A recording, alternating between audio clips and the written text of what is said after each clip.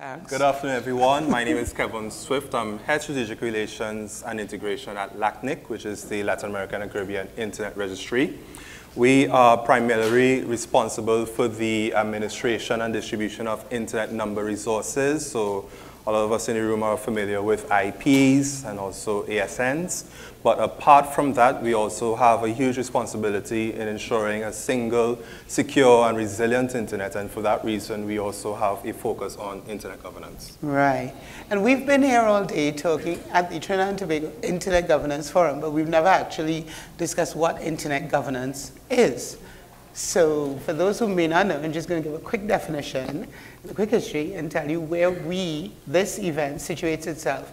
And we can go on with your inputs and contributions. So the definition of Internet governance as created by the Working Group on Internet Governance in 2004-2005 is that Internet governance is the development and application of shared principles, norms, rules, decision-making procedures, and programs that shape the evolution and use of the Internet. And one of the things that's really important about Internet governance is that it's multi-stakeholder and bottom-up. So the idea is that we are not just dealing with the standard government, labor, business tripartite system that we've all come to know and love. This is one where civil society sits at the same level as government, where business, everyone who has a stake in the Internet has an equal voice. And the Internet Governance Forum was created as a place where people could come together, these various stakeholders could come together and discuss issues that are related to Internet governance, but that are important to them, and that are not the standard technical issues that are correctly the remit of other places like Icann, of whom we have a representative here. Icann controls the DNS. We have the RIRs, and LACNIC is one of them, and they deal with the numbers. And the IETF deals with the standards and so on, and proposals for standards for the technical community. And the IGF is open, inclusive, and transparent, and it focuses on public policy. So over the years, we had the original global IGF, and you saw Lynn St. Amour talk about that earlier this morning. But because it's bottom-up, obviously we're not going to start totally at the global level. So over the years, we've had more and more people creating their own IGFs at regional and national levels. And that's why we're here today. This is what the Trinidad and Tobago IGF is. It's our own, where we deal with our issues and our reactions to the various Internet governance issues that are going on. And Kevin's going to talk about how it fit the regional space for a bit. Okay. So looking at Internet governance, and especially at the regional level, I think it's important that we recognize that there have been two significant regional Internet governance initiatives in the Americas. Firstly, we have the Caribbean IGF, which happens to be a regional process that began even before Internet governance was spoken into global policy by virtue of the World Summit on the Information Society Phase 2 in 2005. So we in the Caribbean, we are pioneers in understanding this thinking that the issues that arise from the Internet are complex. They're what social scientists call wicked problems, meaning that they don't stop.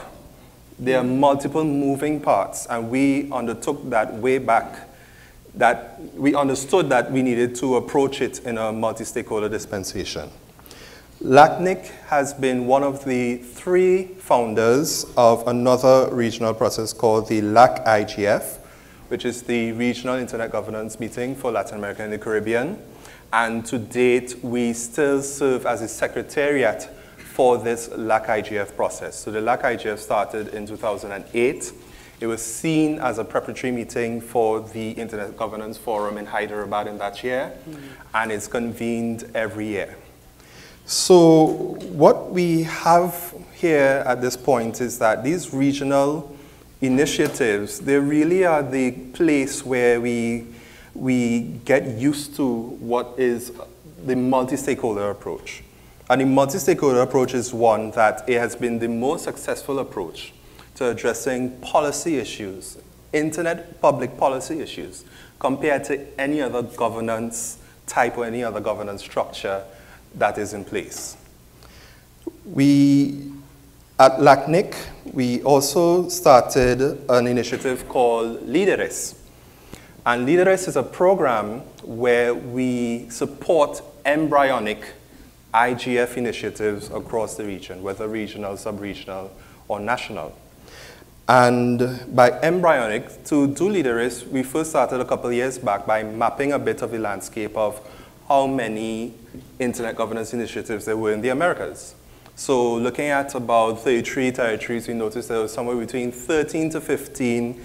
And of course, when we say internet governance initiatives, we recognize that there are some that are very embryonic, some that are now starting, and then there are others that are well mature.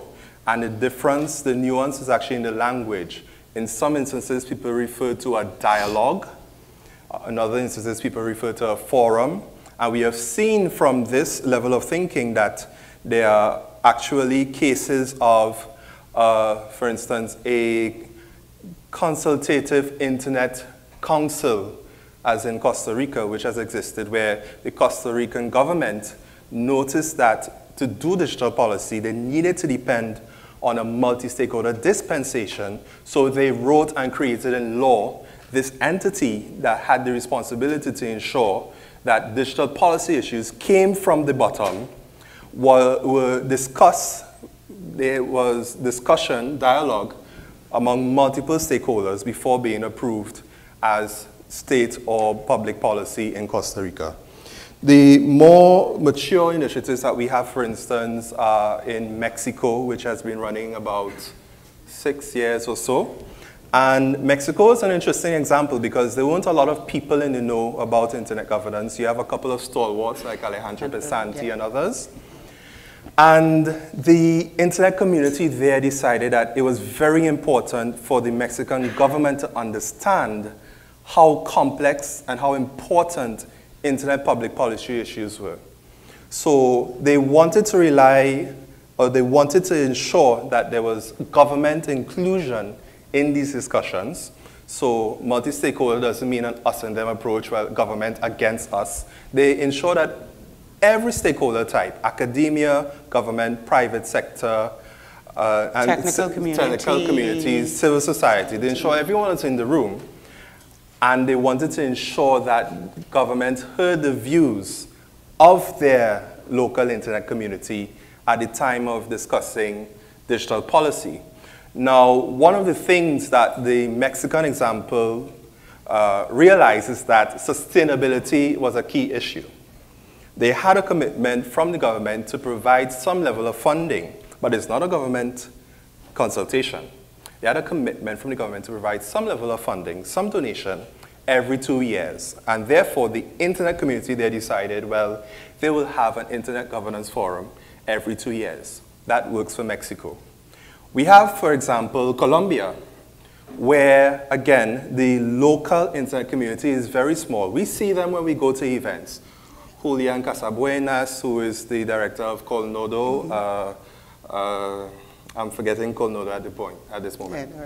But they as well, very few people, but the multiple stakeholder types came together to discuss Colombian issues.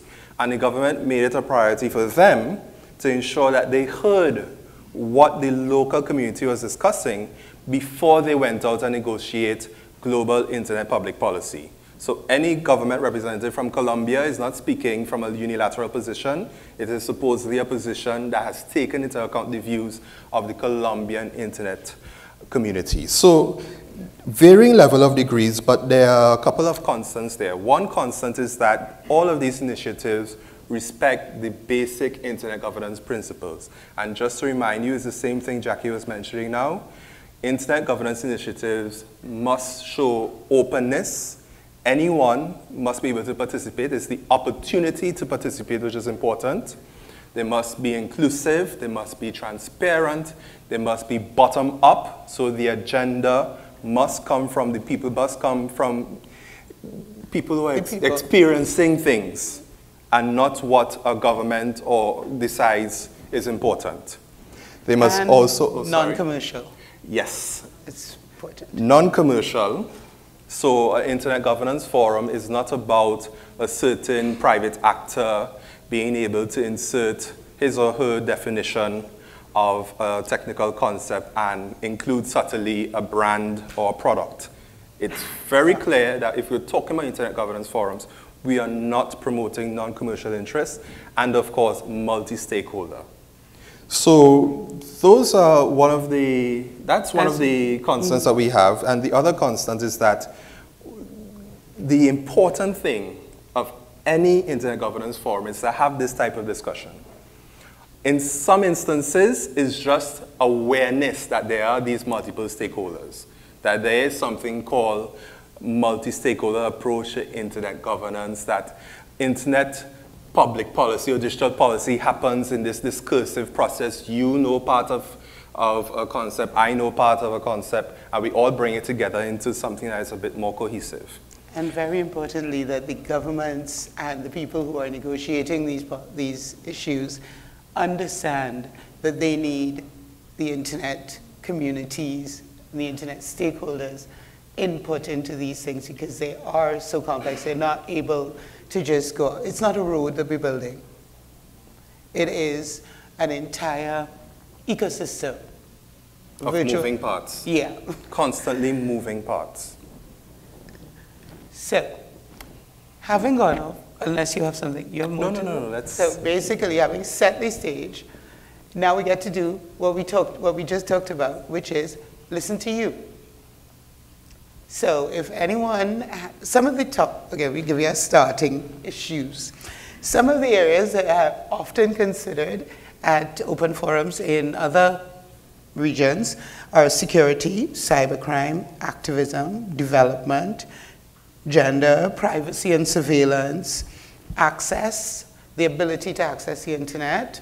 That would include pricing and so forth. Internet as a human right. Internet for development, digital citizenship, e-government, e-governance, youth issues in Internet governance, e-education, net neutrality, or the ability for people to, for all bits to be treated equal and not have one set of content prioritized over others, e-waste, among others. So does anyone have any topics you want to raise or discuss? Yes, you could continue talking about blockchain and thing too. And just further to Jackie's point, I think one of the important things to understand is that at a forum like this, we don't necessarily need to know the terms about what we are speaking about. I'm not sure if you understand what I mean by that. Just talk about what's important to you. So, for instance, a lot of people might be having an issue with their privacy on Facebook, and they may say that they're not getting the benefit of having their photos guarded to themselves, and not understand that it's not just a privacy issue, but it's a question of data protection. And there is a nuance between privacy and data protection, and I'm certain there's someone right here in this room that can speak more to that and can tell you what that nuance is. So the idea is not for us to be afraid that we might be confuffling one idea with the other. The idea is to use this space and to put forward our concerns and then to come up consensually with our own understanding and definitions as to the problems that we face here in Trinidad and Tobago. There are microphones around. So. Thanks.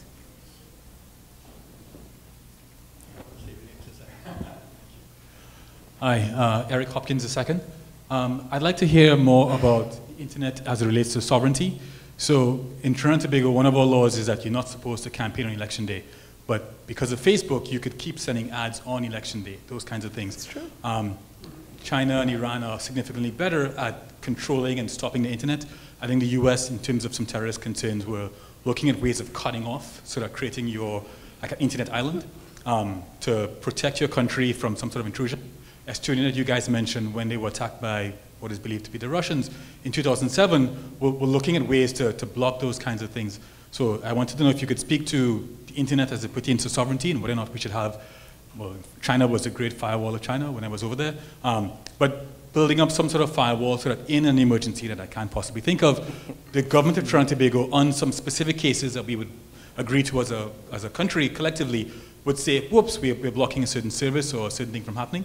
And then what does that mean for us as sovereignty, the fact that Uber and these companies can come in and we can't control them and dictate and force them to do our laws. Piggybacking onto that, in Europe there's a new trend where data protection and privacy, China has a thing where your servers have to be located locally, so the whole idea of sovereignty of whether the data has to be stored in country. And in Germany, you aren't allowed to say anti-Semitic things and so on because of their own laws, and they have a new NZT law where you have to take it on 24 hours. We don't have those kinds of things, but if we wanted to put a law in place like that, we had that Google thing where the Prime Minister said something.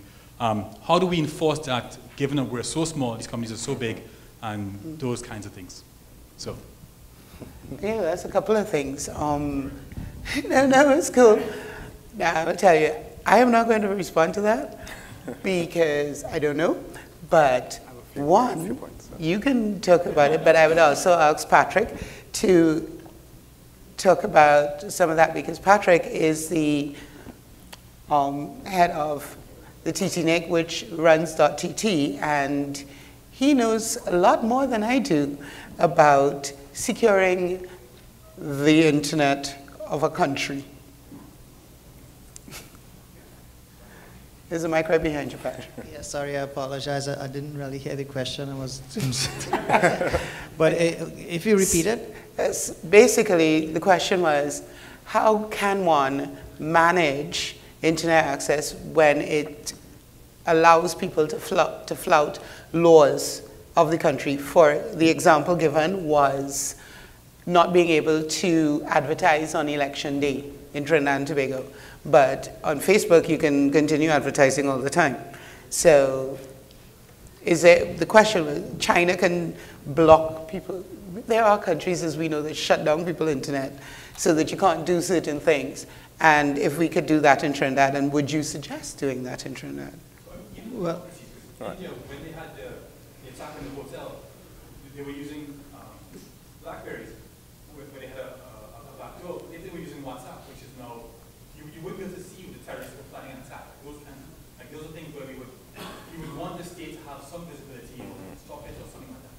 So. Yeah, well, technically it's possible, but it's up to the government to make that decision. It's nothing I could really say whether it should be done or not. But technically it is possible, and in our case we have an IXP. We could actually do some filtering, etc. there. But I would advise against it. Yeah. In terms of the domain itself, we can do certain things, but not at the level required to block, Facebook and social media.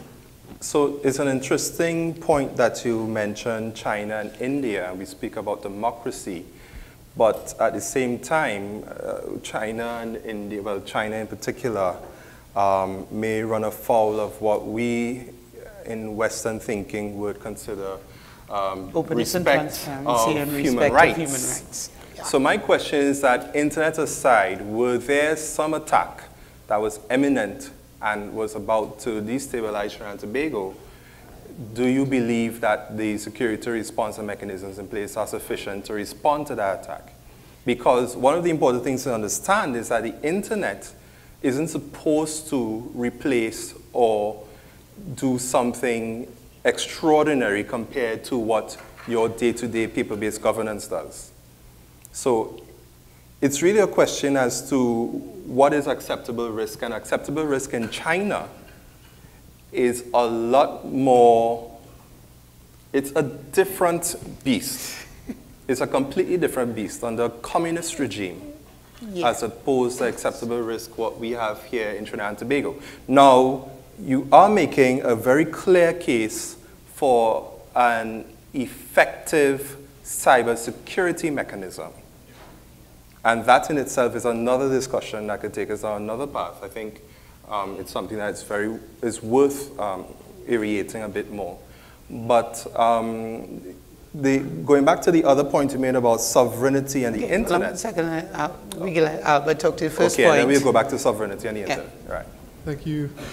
Mic check, mic check. Thank you very much. Albert Daniels, Icann, the Internet Corporation for Assigned Names and Numbers. And that was a pretty interesting question that you raised about turning the internet off in certain circumstances. Icann is the global organization that manages the unique identifiers, the IP addresses, and the domain names that facilitate internet functionality at the top level. And we are a technical organization which has a set of staff that manages things technically, but the Icann overall structure has a part that is referred to as the Icann multi-stakeholder model, which includes persons like yourself, end users, representatives of governments, representatives of business, and they set the policy that Icann staff uses to manage those unique identifiers. Now, we get to a similar situation when it comes to the need for national IGFs, in particular to create a forum where the individuals in a country can have this kind of open discussion on topics like those that you have raised, and essentially create a situation where they are developing policy that would be used to guide what happens in their respective country. And this is why for many years, Icann and CTU and others have been encouraging countries to have these IGFs, because what happens at the top level, as you heard from Patrick, technically it's very simple. To have it working, to turn it on and turn it off. Whether or not it is the right thing to turn it on or off in certain circumstances is your call, you, the stakeholders. So this is even a reason why Icann, commends the TTMAG and other national organizations and the CTU for creating these kind of fora, because this is where the important discussions take place. So really and truly, you and your colleagues from the different sectors should be deciding what should happen in your particular situation. Okay. Just going back briefly to the sovereignty issue and the internet. Sovereignty certainly does apply. And I think one of the most prominent cases in internet history happened to be an organization called LICRA in France versus Yahoo, which is based in the US. Now, LICRA stands for the International League Against Racism and Anti-Semitism. And similar to Germany and France, you have laws that prevent you from accessing Nazi material, Nazi ideology, Nazi memorabilia. And of course, Yahoo made caches of sites, and they, of course, had lots of Nazi memorabilia available to French citizens. So Yahoo's initial response when LICRA made a claim before a French court, Yahoo's initial response was, we can't do anything about it. The internet is open, it's free, anybody can do it, anybody can use it. But around that time, there came a very interesting technology that is used all the time now called geolocation, where through geolocation, one was able to really confine users' access to content, etc. And it was proven that Yahoo can limit the access to certain sites for users based in France, because the French users are subject to that law, which is important. Of course, Yahoo never admitted that that was the reasoning for them using geolocation in their services. They called it a rollout of a new service to improve what they offer. It's an optimization of sorts. But indeed, that was one of the landmark cases in understanding that, yes, jurisdiction and sovereignty does apply to the internet. So it's really a question in terms of the racketeering that happens on social media for elections. It's really a question as to how we intend to address that. So is racketeering, is that appropriately addressed in the offline world? And if it is appropriately addressed in the offline world, how do we extend it to the online world without contravening the other liberties that we have, because believe me, Trinidad and Tobago is a very free and liberal country in a lot of respects. Despite its limitations on economics, we have a number of liberties that we're sometimes not even aware of compared to other countries. So it's really a question of what the community wants and striking the appropriate balance to address racketeering during elections. Good.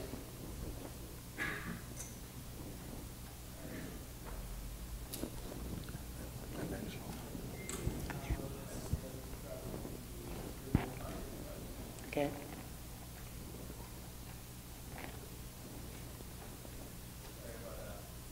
Question. Sorry, we have a question from the remote participants.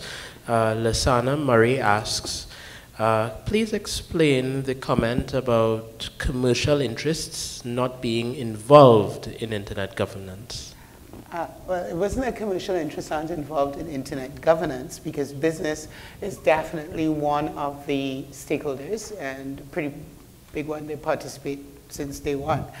What it means is that the Internet Governance Forum tries hard to be a place free of commercialism. So we're not enough in the forum itself. It's supposed to be a place where everyone comes and discusses issues free of trying to be sold a particular product or a particular service. So, for example, you'll come here and you'll see, or to the Internet Governance Forum in Latin America, the LAC, IGF, and you will see that it's funded by Facebook. Facebook is a partner and so on, but they're not selling anything inside. IBM could come and be a sponsor or a partner, put money into the event, but they can't sell, they can't use any of the sessions to sell people IBM products or services. You can't have Lenovo coming in here and selling, or Dell coming in here and saying, yeah, you know, we love internet governance, and internet governance and your internet works best on a Dell computer. You can't do that. That's not the plan. That's what we meant by non-commercialism. And as a matter of fact, even when you have contributions from IBMs and the like, I think it's important that we get the language right. We shouldn't be speaking about sponsorships, but rather donations. Well, you said donations, I said partnerships. Partnerships also have a implication, a connotation of sorts in terms of the economics. Right. So I think it's important that we understand that we're really talking about donations. We're not saying no strings, there's no conditionalities. Attached. There are, of course, spaces where you promote commercial interests. You call them business symposia. We have a trade association, CANTO, which is the Caribbean Association for National Telecom Organizations. They have an annual trade conference, and of course, there you sell your products, there you do everything that you want to do from a commercial perspective. But here at Internet Governance Forum, the difference is that we're here to have a conceptual discussion and an exchange of ideas and experiences. And I think that much is key. That much we must always remember. That when we come into this room isn't about the people who are just sitting up here on the stage. This room is about each and every one of us who are in the room, who is willing to understand, make a contribution, or leave here with a greater understanding of something that they had doubts about. And sure, you wanted to say something, it's Mike? All right, here comes George with the mic. Thank you very much. I think this is very interesting. I have a few comments, but I'll start with a question, which hopefully at the end of the day, one of you will have to answer. Or anyone else in the room. What I don't know is, after this forum, what happens? What happened last year on the outcome of the forum we had last year? And the reason why I'm asking that question is because of the contribution by Albert Daniels. He mentioned the importance of this IGF. It should not be just a talk shop where you come, you discuss, and you go home. That is supposed to lead to some policies of what you want in this country. What many countries like Trinidad and Tobago do not appreciate enough is that they have the power to determine what happens in their country. And I'll give you a few examples. I was in Australia not long ago, and I was discussing how they relate to Facebook. They have 200 complaints every week. Every week. And I said, how do you deal with it? It's no issue. We have a Facebook focal point in Australia. We meet every so often. We discuss complaints from customers and we get resolutions. If they don't meet regularly, those issues will not be resolved. In Trinidad, if people complain and there's nobody to take them up, nothing's going to happen. In Pakistan, they had some issues which relates to cultural content. And they dealt with, they had a meeting with Facebook. And Facebook said, we will respect, even though they have their own policy guidelines of what should be on the Facebook or not, they said to the minister, we will respect your laws if you publish them, if we are aware. And the minister said, fine, that's a good point. The following is not accepted in my country, period. But countries like Trinidad and Tobago, I'm not sure to what extent you think you can go that route to say, look, this is what we want in our country. The gentleman said, you are free. You are too free. You allow everything. There's nothing wrong with that if that's what you want. The point I'm making is that this IGF should not just be a talk shop. It must lead to some policy formulation in terms of what do you want as a country. And except and until you understand that, this forum will not have any impact. So the question I'm asking you now, at the end of this my epistle, is what happens after here? Thank you. So I won't speak in the name of one of the organizers. Yeah, I was actually. But I think it's a very important point that you've raised, and I just wanted to add something to that entire equation you've put there. Trinidad and Tobago has a number of contrasts. I have seated next to me and around the room people who have been involved in internet governance for donkey years. Thanks. But we also have today, 26th of January 2018, only the second Internet Governance Forum. So there's a lot that needs to happen in terms of us and how we arrange ourselves. This is a governance issue that we are facing, whether we put internet inside of there or not. And it's really about identifying pathways to make a change. I would say that sometimes we are very anxious in Trinidad to get things done, and we think that, okay, it must happen instantly. But in the initiatives that I spoke about, especially the mature initiatives, they did not get it right the first time or the second time. It took a while, it took a learning among the multiple partners, among the multiple stakeholders to understand why these things were important, why we needed to address them in a multi-stakeholder space, and how we can effect change. And I think that is one of the key issues that we really need to put forward now. I mean, we're looking probably at an Internet Governance Forum next year, January. Yeah. And I think it's one of the key issues that we, the Trinidad and Tobago Internet community, need to address here.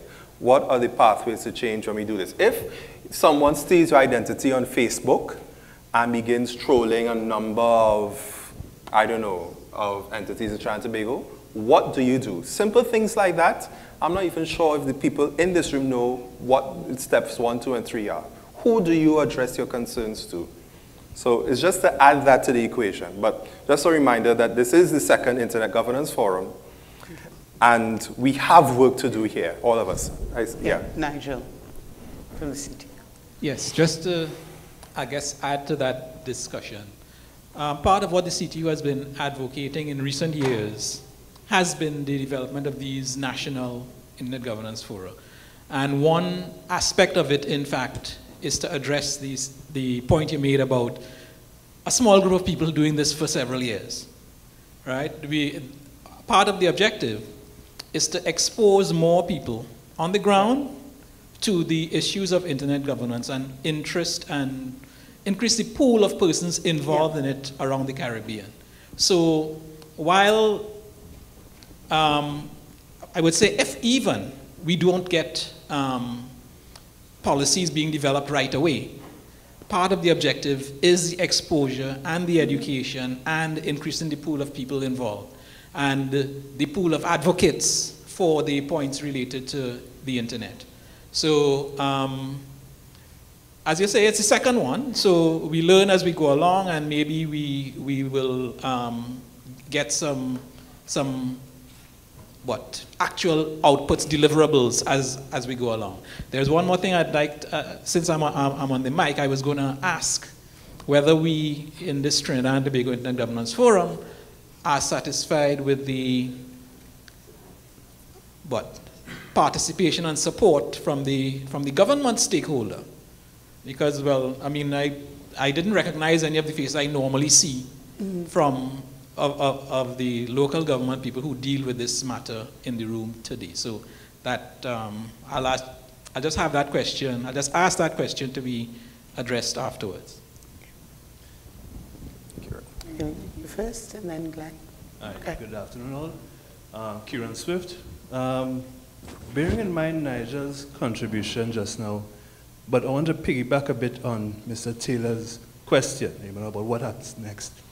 And one of the things I appreciated through the discussion today was at different points, a concern might have been raised, and even if not directly, a suggestion, a pointed suggestion was put forward as a way to address it. So, case in point, Kevin, during your contribution, when you mentioned coding rights, and what I took from that was an ability for individuals, right, to really start to critically assess the power, the inordinate and asymmetrical power that these big internet companies have over their lives by managing and analyzing their data, right?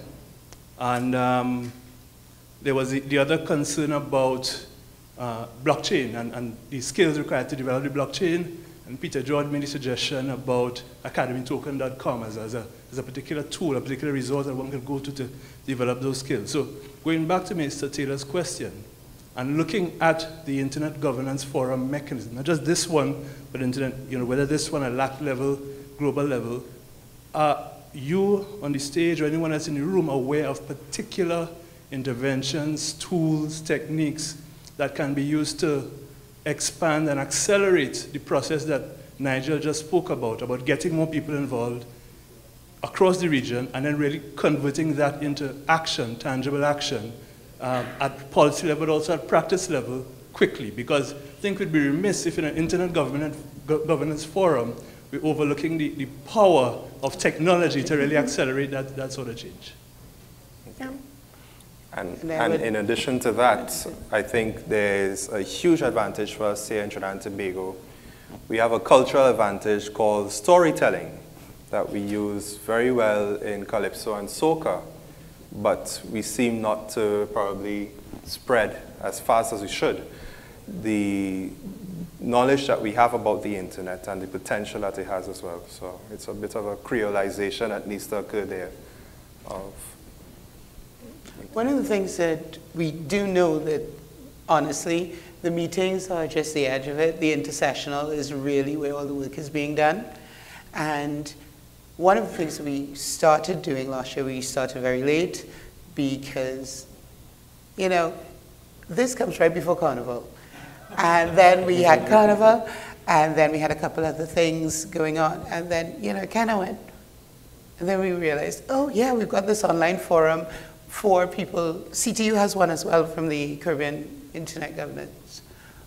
And this is where people can come and have discussions and so forth. But when there's so few people, those discussions tend to take place in less public fora because we have Facebook groups, we have WhatsApp groups that start having these little discussions, and then they kind of pull out from there and move into larger spaces.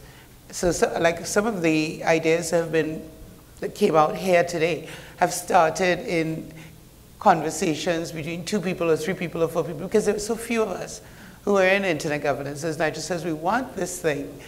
Part of the reason that we have this thing, and we're so much larger than we were last year, is because we want to spread the word. We need more people to start being interested And then our intersectional areas can be larger and can start doing more. Because right now, honestly, Dev, how many people in internet governance in Albert, you know how many people are actively involved in internet governance in the Caribbean? It's under 100. Oh, that's a lot. Yeah, well, it's a lot under 100. It's what, 35 or 40? Shannon? No, well, Glenn and then Shannon. Just a quick point, and I think Glenn is going to touch on it. One of the things that a couple of us in the room, Shannon included and Albert, is that we come together at a particular destination in the Caribbean to work on a public education campaign. It's an internet week of sorts. And it's an internet event that is different from any other internet event. It isn't about big companies selling products. It's about starting these ideas and understanding the process in which it happens. And I think what must be recognized as well is that the CTU has also conducted a number of shows like this called ICT Roadshows in the past. And we have seen across the Caribbean that various activities spur from an internet week. We've had ISOC chapters established. We have had more groups applying for Icann fellowships. So even though we think at times that Trinidad Tobago is so advanced in the internet world, I think even the basic steps need to occur as well. But Glenn, and then others. Yeah, I would just want to make sure, first of all, when you said some of us here, which we can look around, and I know a lot of these people that we've been here for donkey years, I just want to make sure, are you calling us jackasses? Naren and I had a chance to spend some time, and him and Lisa have been great hosts for me being here. And we were talking about actually storytelling, you know, and the value of going back and talking to people who worked through this technology and actually capturing on video, you know, what was it like being, you know, Grandpa, what was it like being on the internet back 10, 20, 30 years ago? And those stories are important. We have an Internet Hall of Fame for ISOC, which is great. It gets people that developed Archie and all kinds of stuff, but you need your own Internet Hall of Fame. You need to showcase your people who are pathfinders here.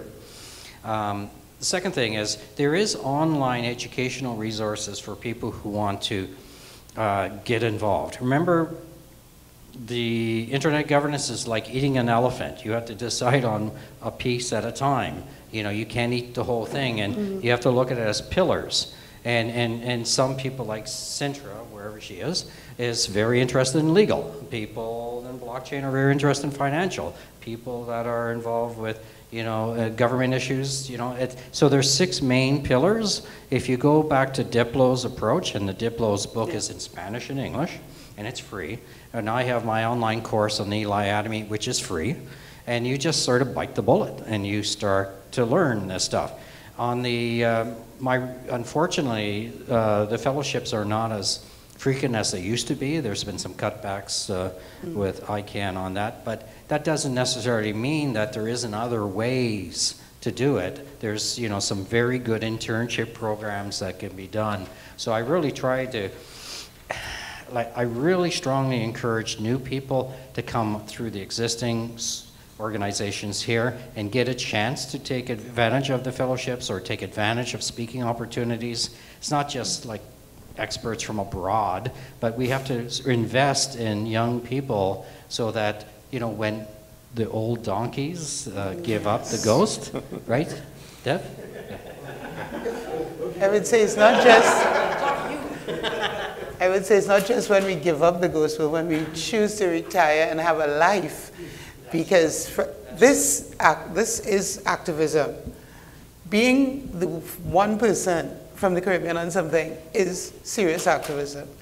And trying to come out there and spread the word and get more people involved, it's the same sort of thing, and it does exhaust you.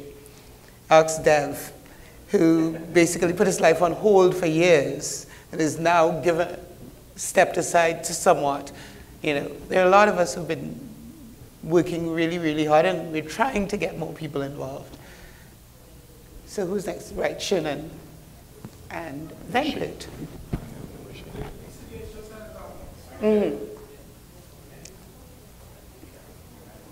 Okay, it was basically just a comment. We are trying to solve, let's say, too much problems. We need to just focus on a few areas. We cannot solve a lot of big problems that we have in the region. Just focus on a few. If access is the problem, focus on that. If cybersecurity is the problem, focus on that. And then make people, let's say, give them specific tasks to do. Because if you don't make people responsible or give them specific tasks to do, then next year we will be coming here again, and then nothing would happen. So it's very important just focus on some specific small areas that we're going to do. Okay. I would just say one thing about that. You see, the thing about give them, it is us who have to give ourselves, because this idea of someone being in charge and giving people things to do, that means that we've got to have somebody in charge and be a leader. And we need the bottom-up approach. All right, so, Rishi. So? Yeah. All right. Well, the thing is that we don't have to reinvent the wheel. I mean, we've been doing this for a very, like we said, donkey years. I mean, we've been talking about the whole idea of issues like, you would know my pet peeve, privacy, data protection, e-trans. We've passed these laws since 2011. Up to now, we haven't had any proper implementation of these pieces of legislation. Yeah. We haven't had the proper regulations. In fact, I believe that our privacy protection laws are now outdated and needs to be updated or revamped. Yeah. Also primarily because I think in May 2018, the EU is going to be rolling out the GDPR, which is the Global Directive on Privacy Regulations, which is going to touch every single country that collects data or data collector of the European Union's people's personal information. And I mean, we have fast forward going back till NICTC days. So we have, for me, the foundation and the platform is there. Our problem is, and always has been, implementation and moving that other step. Because I think if every time we come back, we want to reinvent the wheel. We like to reanalyze and reanalyze and reconsult and reconsult. And not like you said, sometimes you just have to bite the bullet. We are afraid to try at times. And sometimes you have to try, you have to fail. And when you listen to guys like Elon Musk and Zuckerberg and all these fellas, failure is good. For some of we feel that failure is a bad thing, but failure is good because from failure, you learn, you come back, and you come back better than the next time. So I think the time has come for us now to bite the bullet and really move forward fully in implementing things that we already have in the pipelines already. Right. And just to add just a quick point to that, quite often we have these discussions, we come up with these wonderful solutions, and we think that the only governance mechanism that is valid is law, and hard law at that. I would say the internet provides a lot more opportunities than just law. The same e-trans issue was recognized by the lawmakers in 2001. It was partially proclaimed, as you said, in 2011. They may proclaim the same context from 2001 in 2021, by which time it will be obsolete. A lot of things we have to realize falls on us here in the room. They start with community governance. They start with governance that can occur from even non-state actors, and that happens in terms of your protection of data by cell companies. They are not motivated. There is no active data protection law that tells cell companies that they should treat their customers' data in a particular way, personal data. This is done by their decisions, using a law inspired by where their head office may be, to offer some level of protection in terms for their own legal prudence. But a lot of the things in terms of these discussions us to understand that there are multiple avenues for governance, besides us having the discussion here and then sit and say, well, the lawmakers, the government, and doing nothing. We do tend to do the rock back and wait for somebody to do it for us. And one of the things we want to do here is try and get us to get up and do for ourselves. And Kurt, you have somebody from online for the longest while. And then we're back over here and right. All right. We have another question from Lasana Murray, who asks, is the forum reaching out to local/regional tech companies outside of the infrastructure layer? If not, what do you have planned? What do you mean? If we're reaching out, I mean,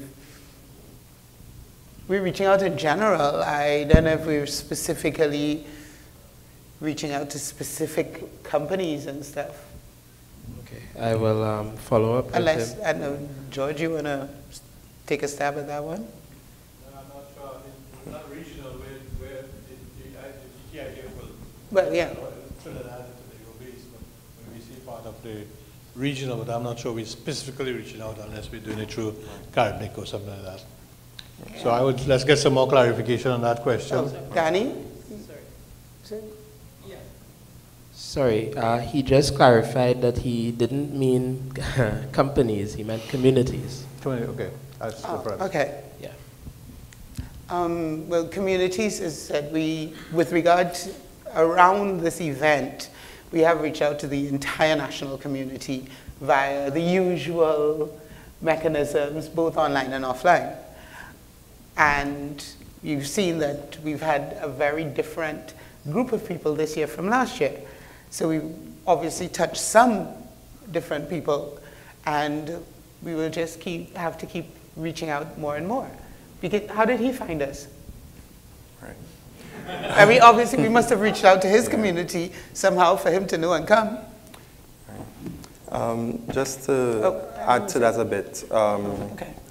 I think it's important again, and Nigel is in the room here, it's important again to speak about the Caribbean IGF. Again, it's innovative in a number of ways, and one of which is the Caribbean Internet Governance Framework.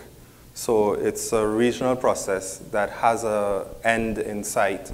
This framework is one which captures views from across the Caribbean and puts it into a recommendation. It puts it into a policy output that is supposed to feed what we go back and do at our national communities. But again, the issue will be about that mainstreaming at the national community for the follow-up and implementation to occur. And that's why the CTU has been looking as well at these national initiatives as a way of mainstreaming these issues that the people in the know are putting forward.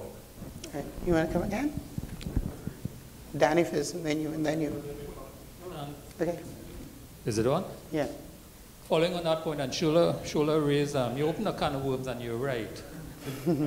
I'm a director of the TTMAG, so I'm actually telling our fellow directors, and by extension, we're going to be in the process of actually reaching out to get additional members to the TTMAG. Right, but with all of these forums and so on, there must be some avenue to get through to the respective people who are going to be implementing. Mm-hmm. And I don't think we've done a good job of that in the past, but last year was the initial Internet Governance Forum. And out of last year, we actually did do a report, and we actually put it on the website and so on, so it was available for consumption for people. This year, we're going to be doing the same thing. But more than that, I challenge the TTMAG to let's actually identify the stakeholders we need to reach out specifically for certain issues. We had discussions on digital financial services, gender activism online, blockchain, and let's target those people and see if we get some response from them or some interaction with them so that the message itself actually builds and carries on. We can't say that, yes, it's us, all of us, supposed to be responsible for it and so on. We have to take a certain amount of responsibility. And where's Dev? Dev is our chairman now. So Dev, you have a job at hand to take what has transpired here, synthesize it, and really address it to the respective people. And I read in the papers that our Minister of Public Administration is due back in the office in the near future. Well, give him a paper to read when he comes back into the office. Okay. Yeah, I would say that one of the things that we have done is by each of us in our own spaces have taken on board some of the things that have happened and have utilized where we are to push those particular things forward to some extent. But that's what I say when I mean everybody needs to. That everyone needs to take a bit and do a bit where you can in your own space. So if we find that you're not reaching out to a particular community and you know that community, take what we've got here and you take it to the community and bring them back to us. That kind of thing. I just have one quick personal comment on that I wanted to put forward. let's be each other's keeper and also look at children and the youth. Have the Children's Authority here from a policy standpoint, have youngsters involved, have them understand what these issues are. Because ultimately, just looking at some of the usage patterns of the internet, there's no doubt that these are the groups that are most exposed and probably most vulnerable to anything that happens on the internet, good and bad.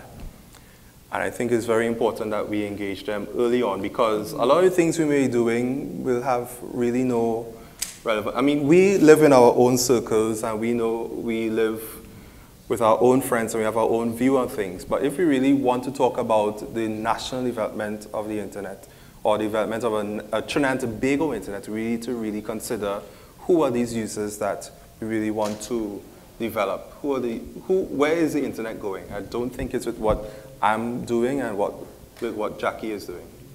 I don't think so. All right, let me go ahead. Finally, I'm so sorry. It's quite all right. I have to say, so I heard about this from a friend. I'm really happy I came to the forum. I don't think you guys should be too concerned or too perturbed about all of these teething issues. All organizations have this sort of thing. I am surprised that it's something I can digest. It's not as technical as I had feared. It definitely is a community-based issue, so it's technical issues, but from the people perspective and the things that you guys are working on are things that I, as a regular citizen, I think would be interested in. What I would like to know and hear about is a bit about TTMAG and what you guys do. If I want to get involved, how do I sign up? What does it entail in terms of work? Like, how often do you meet? And as a citizen who is interested and has some time to put into effort and help you guys achieve whatever it is you're trying to achieve, which from what I've heard sounds like something I would agree with. What are some of the next steps? And that person online who had those questions reaching out communities, how do I help push this thing forward? Okay, and I'll hand you over to our chairman for the time, for all of that. Okay. Devon Antiluxing, chairman of the Multi-Stakeholder Advisory Group of Trinidad and Tobago. So to answer that question, that, and this is the challenge we acknowledged after the first IGF, because the thing is that we have a group of various multi-stakeholders, but we really do need to grow it, because we simply need to ban more persons to step in and help build it, because we simply just don't have the bandwidth.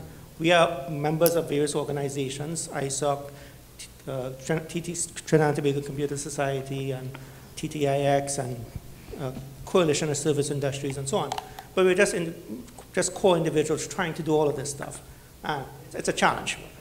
I mean, so what the TTMAG has been doing is that, one, we do have monthly meetings. In fact, our next meeting is next week, Saturday, where we have to work on our agendas and so forth.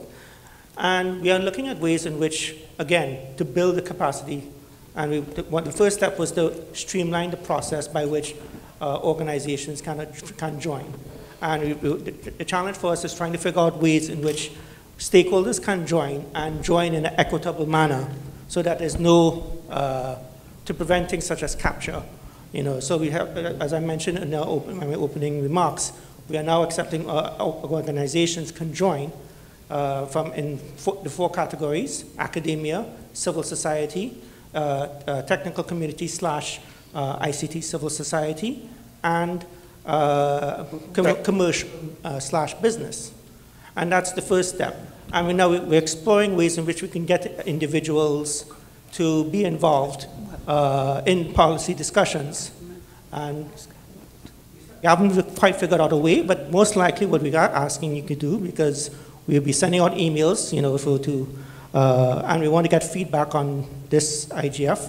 And when we send out communication about a particular policy we want to see comments on,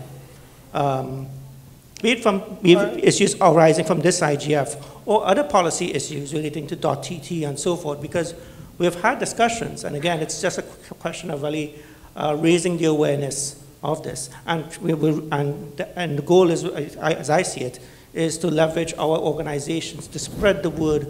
You know, like, okay, we want to consider policy regarding on .tt. What are your thoughts, comments, etc. And obviously, I would say, you know, most of the organizations you can easily join, TTCS, ISOC, if, we post. IEEE. IEEE, thank you.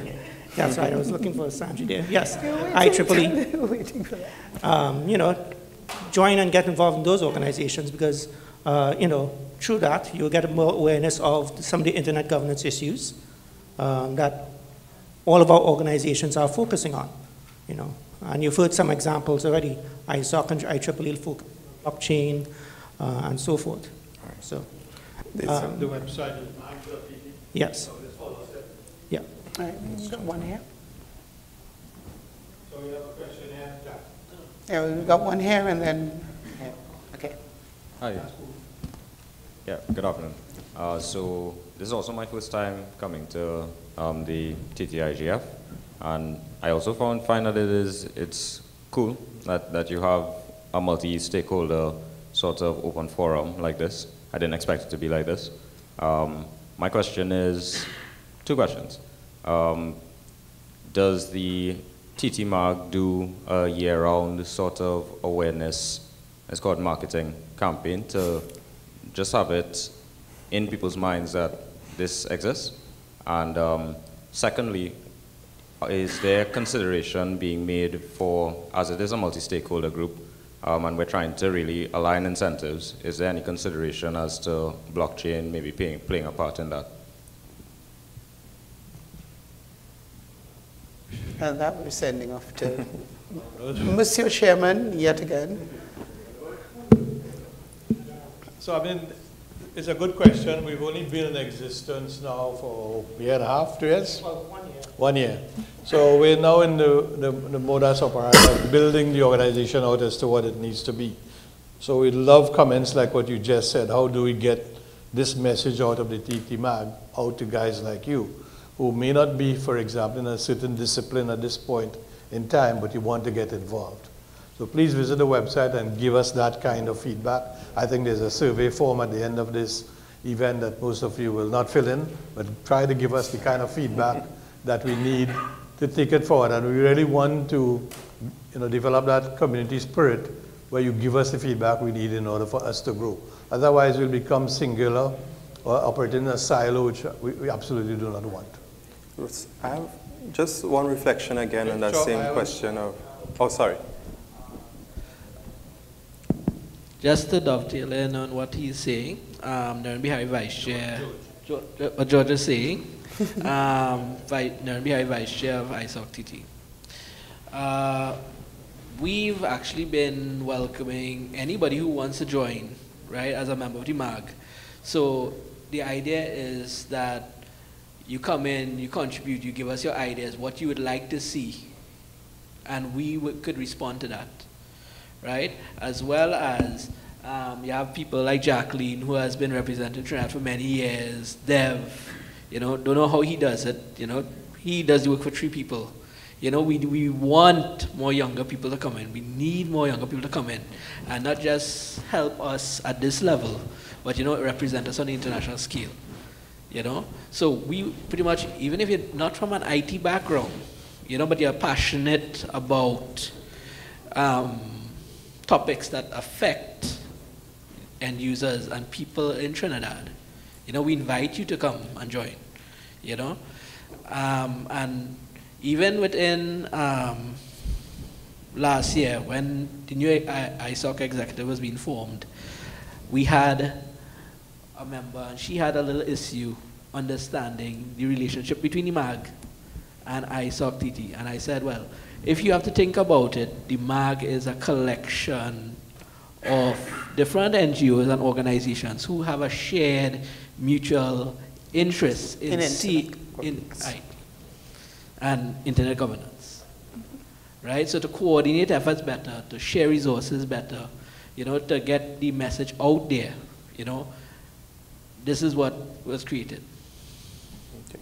So you join any one of the member organizations, you have a voice and input into the MAG. Okay. And yes, we are looking for other organizations to join too, because the more organizations we have, the louder voice and the more we can say. So when we speak, if we're big enough, with enough organizations, enough different stakeholders participating, if we speak, then the implementers will have to listen. Right. That, I would say, is very important, but I think it's important to understand as well, in small societies, it's sometimes difficult to agglomerate so many entities into a common cause. So there is no problem in understanding that there will be entities external to the MAG, but what is important is, going back to this gentleman's question, and also Mr. Taylor's concern, which has been in my mind since he made it, is that when we do our marketing of these different groups, we need to also understand how to communicate to these different groups. Engineers speak a language that lawyers do not speak. Last TTIGF, we had a report, and I know it has been suggested that probably for the Minister of Public Administration, when he resumes duties, that we present him with a paper or a report. I'll tell you honestly, speaking as Kevin Swift, in a past life, no minister is going to read a report on a TTIGF.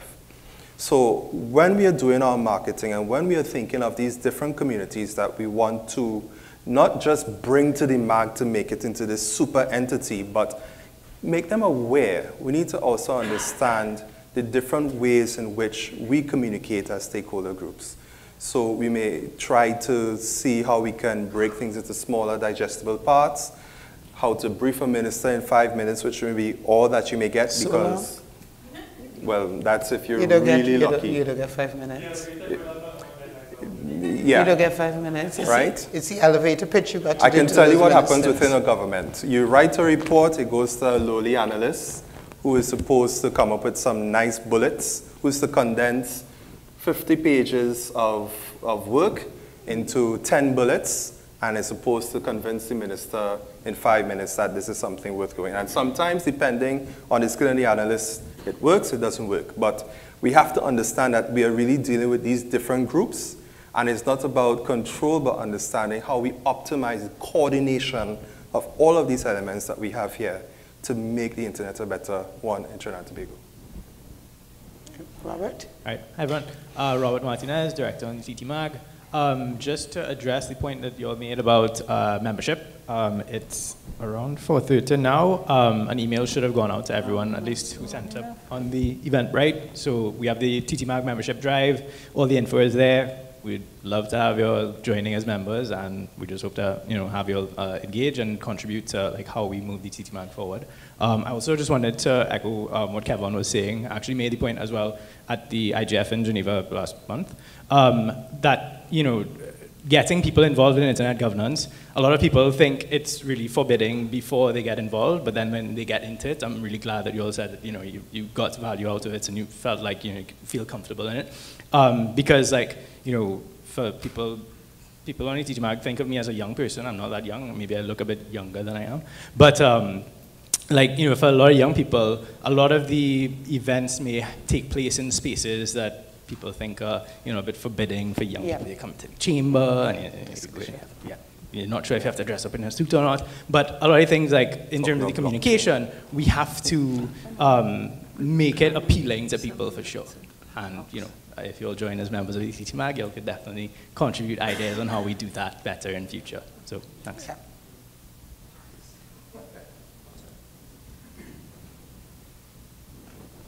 Anyone else? We haven't had any questions from this side. Next steps. Just a reminder that I asked about government participation. Well, actually, Robert's running government representative as a representative Nihist, actually. The thing is, we did put out the information, and we did invite, personally, we invited a lot of people. Okay. Because interestingly, yes, a lot of I will say that it is very interesting that the entire board of IGov was invited, or should have been invited. I know that one member, the vice chair of the board of IGov, I know is attending online because he has some family problems, so he couldn't come. But a lot of people didn't, I don't know if it was the timing and the work or whatever, but they just didn't show up. So we're going to have to work a little harder to get more government people in the room next time. And even in terms of that communication, it's important to note, I saw a lot of things on social media about TTIGF. Social media is banned in a lot of government ministries. So not even... this was actual official emails and letters and things that we sent, official invitations. And we have something called Electronic Transaction Act that says that emails are not supposed to be discriminated against. And you go into a government ministry, and if it's not paper, they don't read.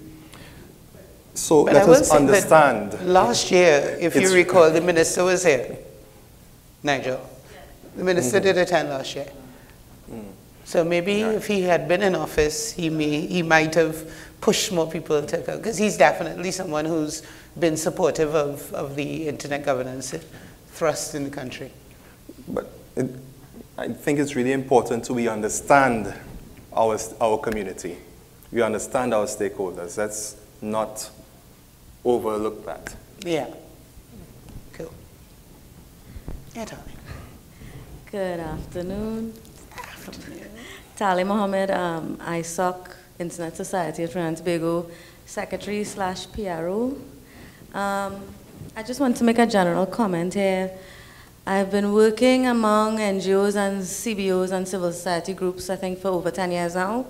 And some of the struggles that the TTMAG is already speaking to is something that other circles of NGOs have taken a very long time to even realize and try and find solutions to. So one of the major groups I belong to is Environmentalism. Everybody knows me inside. Well, who knows me knows that. I've been asking about the plastic. Next year, don't worry, waste management, full green TTIGF. And yeah, so one of the challenges in the environmental front has always been how do we unite and have one voice? And I really must commend the TTMAG for understanding this as a challenge, working among the stakeholders that formed it, because I was the one who was trying to understand what was the MAG Niran was referring to. Because I want to kind of see how we could translate it into that front. But more so than commending you guys and really giving you a very good round of applause for what you have done, and understanding that, you know, the government and the public sector may and might present challenges for future forums, I also want to encourage anybody who wants to join, as well as join from a group or entity point of view, because one of the things we were successful at last year was coming together, some of us, some larger environmental NGOs, one of them is called Canary, she's a regional one, and some smaller ones, and what we did was put out a public statement, was sent to the minister on the non-ratification of the Paris Agreement. And the first thing that was done, one of the first things that was done this year, was they finally ratified the agreement. Now, I don't know if it was because of our statement, and it was a very strong statement to Cabinet. I believe it was read. So that is what some of the things and actions that the MAG will be, and I'm sure be involved in. And any groups that want to join and members that want to join, I think that is one of the ways that we as civil society could start adding more of a voice if we come together in groups like this and work together on it, despite disagreements or competitiveness or whatever that kind of keeps it back. Because I know on that front what has been limiting in getting people to come under umbrella kind of group for green action, environmental action in Trinidad. So I commend you guys for all your great work, and hopefully next year we'll have a larger forum. We definitely will. Thanks. And actually that sounds like a lovely note on which to wrap up the thing. Does anyone have any last words first? No? Yes? Okay, in that, oh, Shola.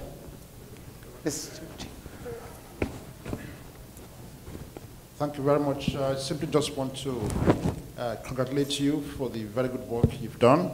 I myself have learned quite a bit during this stay here, and I think you need to do more of this, publicize what you're doing, do a press release, even just to say, because I counted about over 100 people came in the morning. And I think that's quite important. Do a press release and just highlight some of the issues which we have discussed. Send it around. We are prepared to send it to all the Commonwealth countries to see what you're doing so that they can also share from there. But I think I need to say thank you and congratulations. Good. And enjoy the carnival. All right. Like I said, I will probably just have one quick say as well. I'm actually not part of the TTMAG, and Jackie told me I'll be here for all of 5 minutes, and I'm shocked that I'm still on stage. But I'd like to commend the TTMAG for yet again a wonderful event. And I don't think after this one, we're talking about events, we're talking about a process. We're talking about what happens. What happens in the goes to interregnum. CTO, what goes to Internet Yes. Society, what LACNIC can do to continue to promote the work that is happening here, to strengthen our internet community. And I look forward to the activities to come. Actually, I would say all our partners, not just LACNIC, but the TTNIC, the ISOC, the Icann, and all the other people that we have to work with globally to get things done with regard to internet governance. So that gives us a close to the open forum. We're going to have Ajmal. And we're going to invite Ajmal, our... So just remember what happens at the TTIGF does not remain here. Thank you. Oh, my back.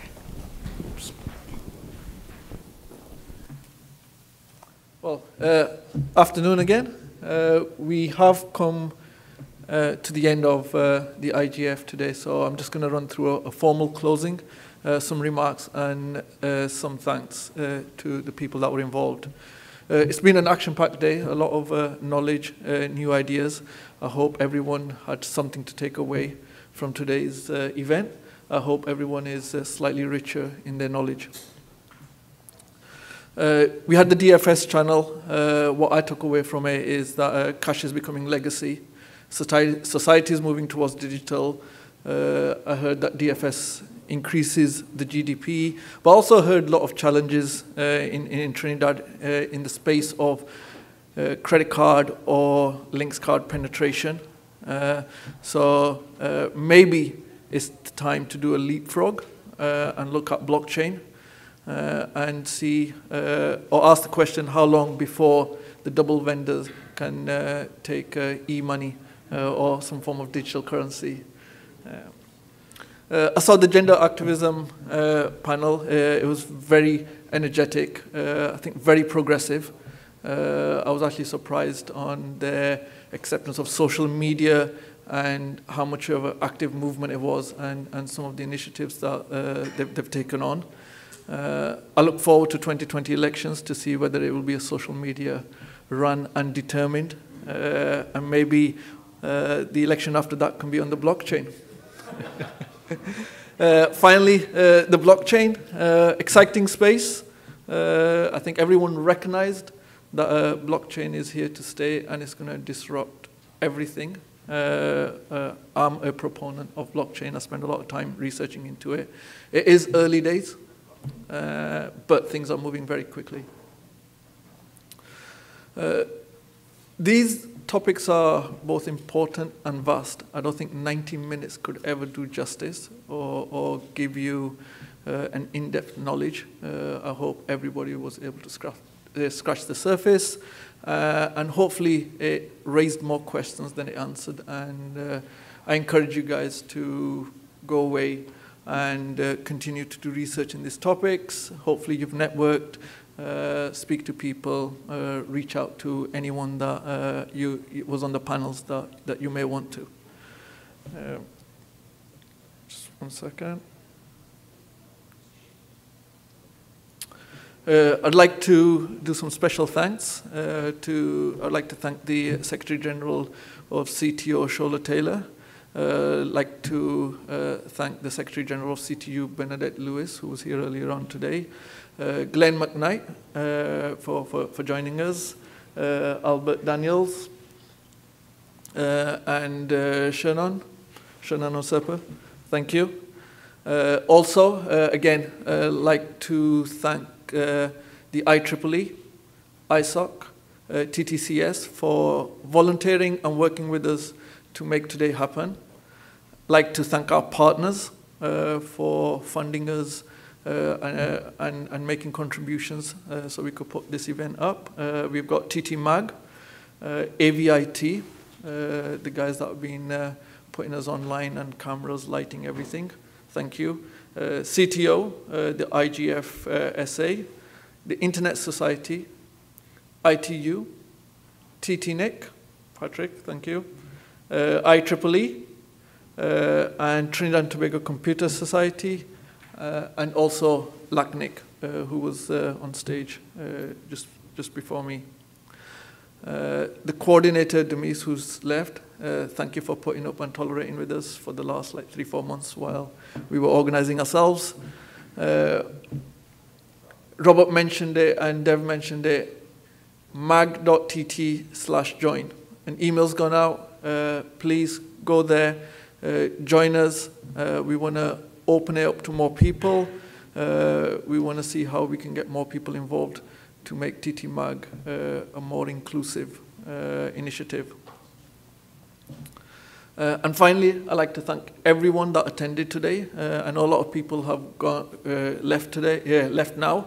I don't know whether it's because they want to go and buy some cryptocurrency or because it's carnival and they've gone for some drinks. And with that, we close the planned schedule, and I encourage you guys to network, build relationships, and have, I wish you the best for the rest of the Friday and the carnival season. Thank you.